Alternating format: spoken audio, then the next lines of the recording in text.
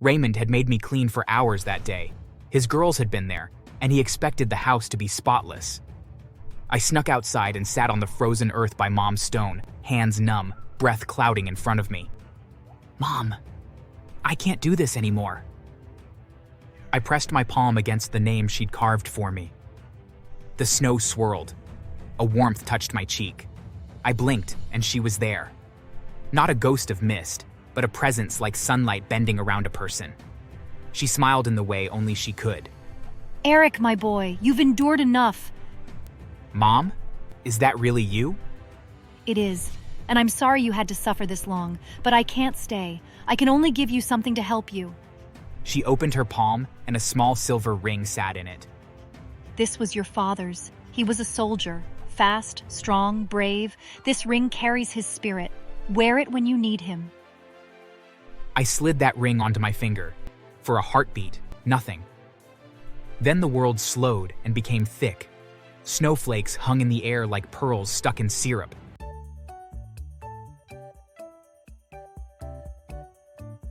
This is my story. My name is Eric.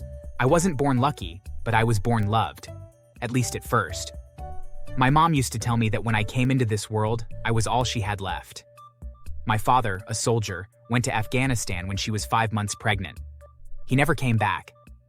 She kept his letters folded into the back of a Bible and told me once, fingers trembling, that he'd promised to be home before Christmas.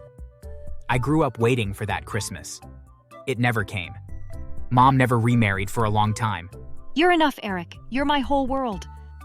For years I believed love was just that simple, until Raymond walked into our life. "He's kind, Eric. I think he really cares about us." He smiles too much. "You're just jealous."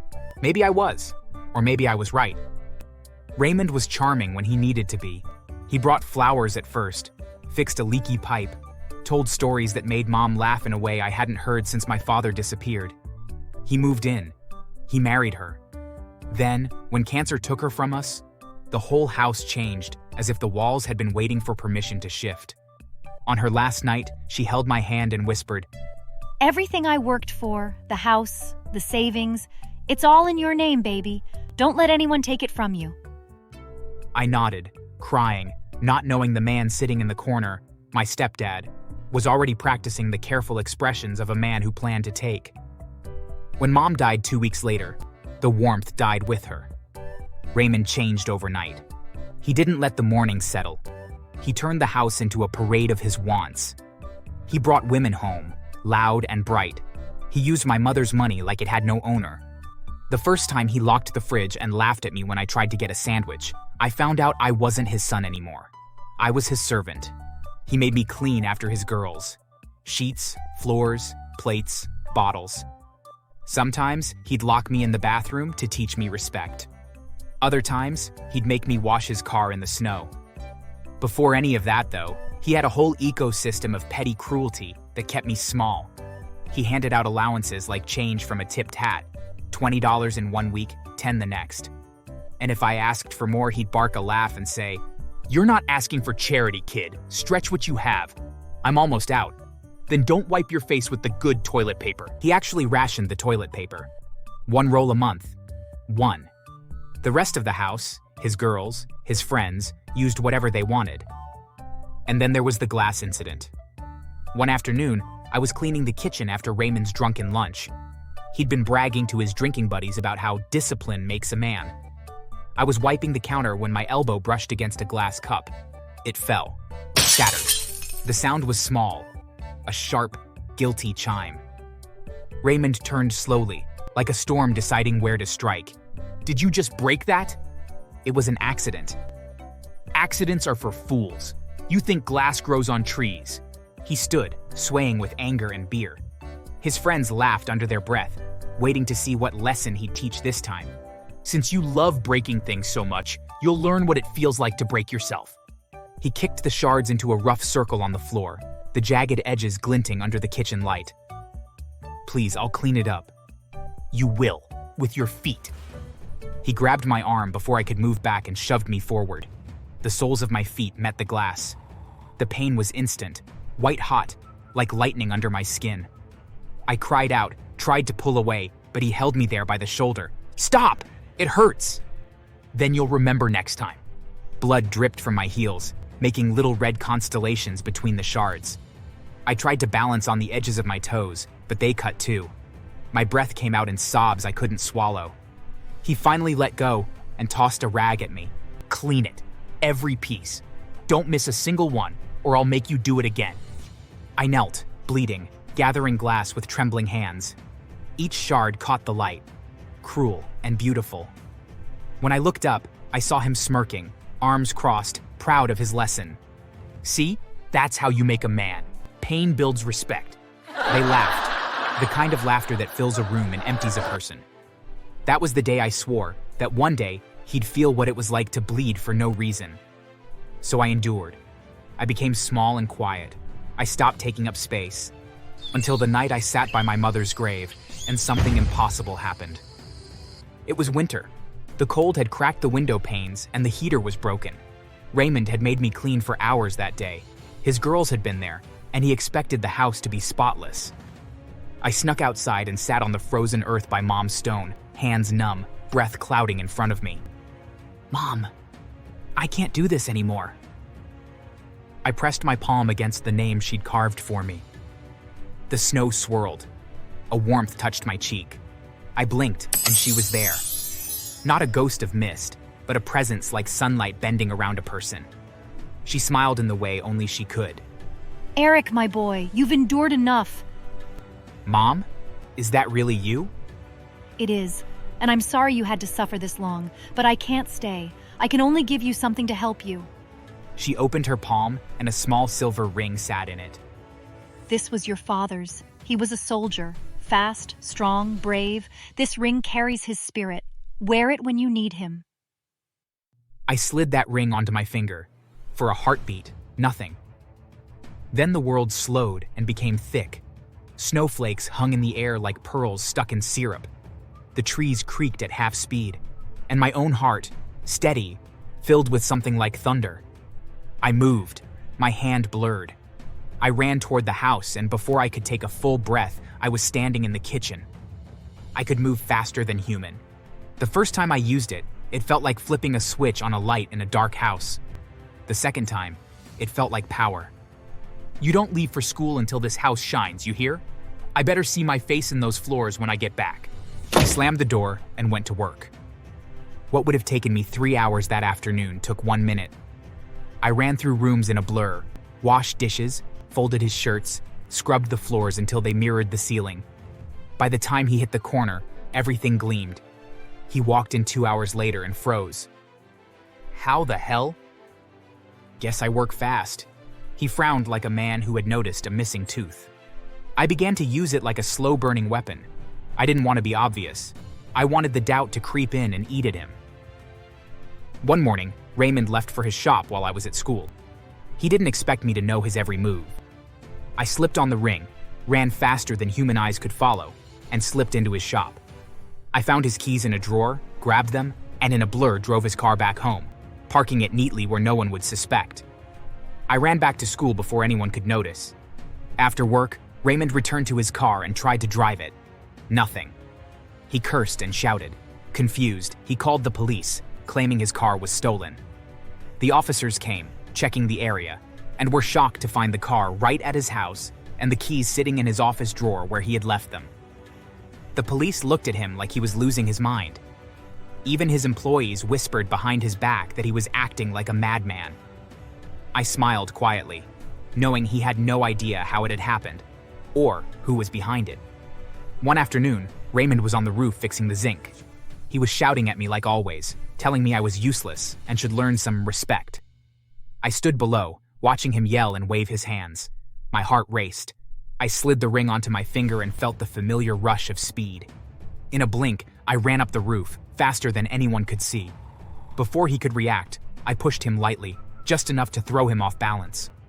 He fell from the roof, landing on the ground. I froze, expecting the worst, but he wasn't hurt. He looked around, stunned, confused. His mouth opened, but no words came out. He didn't understand what had just happened. I just walked away, my heart still pounding, feeling the first real taste of power. But revenge has a terrible appetite. The thing that hardened me the most was still the memory of Glass and his laughter. That image lived under my skin and fueled the rest of the work I did with the ring. One morning, he decided we were going somewhere together. He'd been more agitated than usual that week. Sales missed, calls not returned. He came into my room like a storm. "Get dressed. We're going. Now."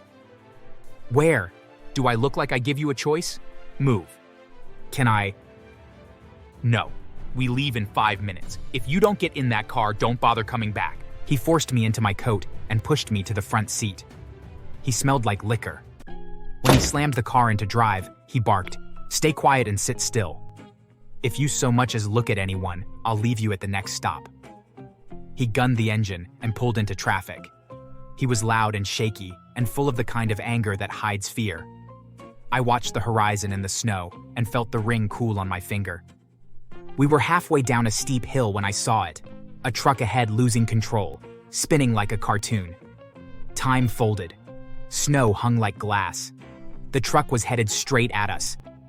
I remember wearing the ring and running out of the car as fast as I could. I could have saved my stepdad. I might have rushed back in and pulled him out with superhuman speed. But I looked at him and remembered everything he did to me after my mom passed. The mouth that laughed when I bled. The hand that once locked me out in the snow until I nearly froze. And I turned away. The crash was loud and without mercy. Metal folded. Glass exploded. I stood outside, not a scratch, watching the man who had been my stepfather become a shape I could no longer recognize. He screamed and bled, and the paramedics came like bright knives. "Son, were you ejected?" I ran out. "That's impossible. The impact was instant." They took Raymond away on a gurney. I rode in the back of the ambulance with a blanket around my shoulders, and no one asked how I'd managed to be unharmed. The doctors moved fast. In the short, sterile light of the hospital ER, a doctor in blue scrubs talked to me with the kind of calm that pretends the world can still be held together. "Son, can I ask you a few questions about what happened?" I just ran. "Did you see the truck come across the road?" "Yes." "Did you try to get him out of the car?" "No." "Why not?" I had no answer I could speak there. They put Raymond in surgery. Hours later, when bleeding had been staunched and the sounds of machines filled the corridor, a doctor came out to speak with whoever he could find. The man in charge, the one responsible. He found Raymond in the ICU ward when the swelling had been checked and pain medication given. Raymond, awake and groggy and furious, managed to say things between shreds of breath. "Mr. Raymond, your spinal scans show significant trauma. I have to be direct. There's a high likelihood you will not regain full use of your legs. We will do everything we can, but you must prepare." No, you can fix me. You have to." "We will operate. We will stabilize you. You may regain some function, but I won't promise walking." Who was with me?" "There was a young man at the scene who reports he was uninjured. He's been cooperative with the team. My son, Eric." "Mr. Raymond, that's a family matter. Right now, focus on recovery." Later, when Raymond could talk in more than rasped expletives, we had a short, ugly conversation in the hospital room. He was bandaged, tubes climbing up his arm, pride stripped to bone. "Eric, how are you not?" "I don't know. I ran." "You could have pulled me out." "I could. I didn't." "Why?" "You told me to pick up Glass with my hands. You locked me in the bathroom. You let your girls laugh at me when I cried. You made me small. I didn't mean..." "You meant it enough." He looked away. The machines hummed. The doctor's words earlier repeated in my head like a clock. When the social workers and police asked questions, when people called me brave or lucky, I kept my secrets inside like a warm stone. Raymond came home in a wheelchair 2 months later. He could not climb stairs. He could not carry his wine bottles to the bedroom. He watched the house like someone who had been given a map but had lost his compass. He apologized 1,000 small ways. Sometimes it felt sincere. Sometimes it felt like something he read out of a pamphlet. "Eric, can you hand me my pills?" "Of course, Raymond." When I buried the ring on my mother's grave, the memory of its cold circle fit into the earth like a closed chapter. I told myself I didn't need it anymore. I had something else now, the knowledge that I could choose. People called me lucky. They said I was blessed. I never told them about time slowing, or the way a fingertip could move like a hurricane. I kept the story in my mouth like a small, dangerous coin. Life kept moving. I went back to school. I worked small jobs and learned to laugh again. Raymond watched me. He rolled his wheelchair on the patio and said one day, in a voice that was finally soft and true, "I'm sorry." For what? For what you did or for what you became? For both. Maybe he meant it. Maybe he didn't. Maybe it doesn't matter. I had my house. I had my dignity. I had the buried ring and the slow knowledge that justice can be as quiet as a heartbeat and as quick as a step. If you ever see me run past you on the street, don't blink. Anyway, that's my story. My name's Eric, and I suppose you could say I got my revenge at the speed of light. Now, before you go, smash that like button and run fast to subscribe before I catch you.